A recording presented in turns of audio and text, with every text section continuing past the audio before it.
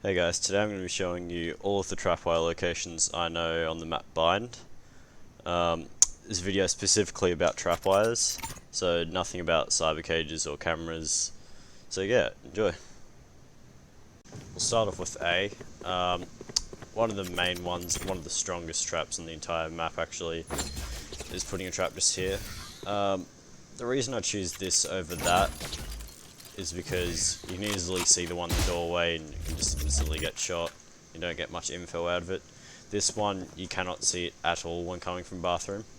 So the only way you can destroy it is trip it so you get the info anyway and then shoot it, or try to wall mang it from here.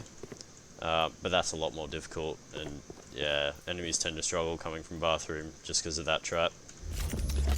Another one that I tend to pair with is just something like this. So pretty straightforward, just blocks off any push coming from mid. You can also play around with these bolts, so something like that. This is just a bit of an alteration, something different that they won't really expect. Problem is, because it's a lot lower, you can just jump over it, so just be wary of that. I tend to camp here, and if I do hear the jump, I can just swing while they're mid-air and catch them off guard. You can also use one right here. That's like just a bit of an alteration of this one, you know, a bit more unexpected. You know, if you notice your enemies are starting to pre-fire that kind of wall a lot, then probably just go for something like this. If I'm playing more of a lurking role, I'll tend to put my traps a bit more on site, so sometimes I can go with something like this. It's pretty straightforward, just blocks off half of the site. You know, it gives you a bit of info, especially for like retakes. And another one like this, which blocks off this little square that attackers like to plant in. You can also play around with these truck wheels, so you can do something like that. Or I tend to do that a fair bit. You can even do something like this sort of area. So yeah, a lot of possibilities there as well. Moving on to B now.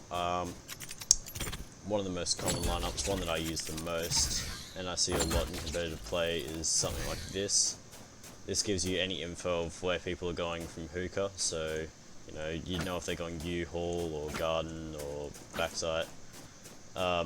So that's a very strong one. I use that a fair bit. You can also just do something pretty straight up, just like that, and like that. Problem with this is it's going to be checked a lot. People are going to pre-fire it and hear it as well. But it's still an option. I'd still do it sometimes. Another thing you can do is put one down right there as soon as the round starts. Problem with putting a trap down when the round starts is enemies can hear it pretty easily, and they'll know instantly what site you're on. But I still tend to use it just to mix things up.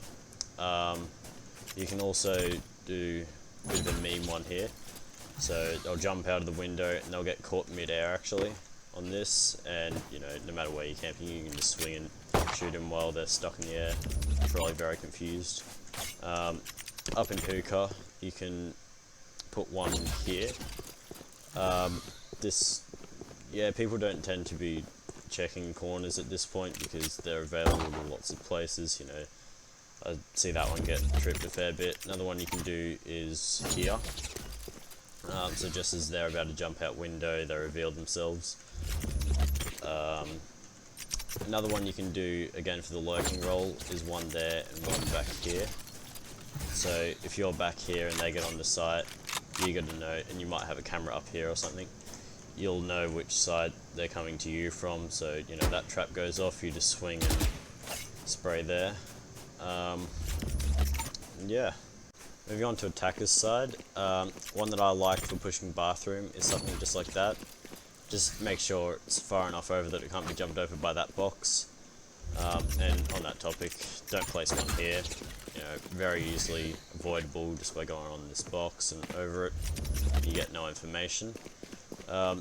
Further up as well, you can place one here. Yeah, there. And that just blocks off TP and regular flankers as well. And if you want to push mid, I go with maybe something like this.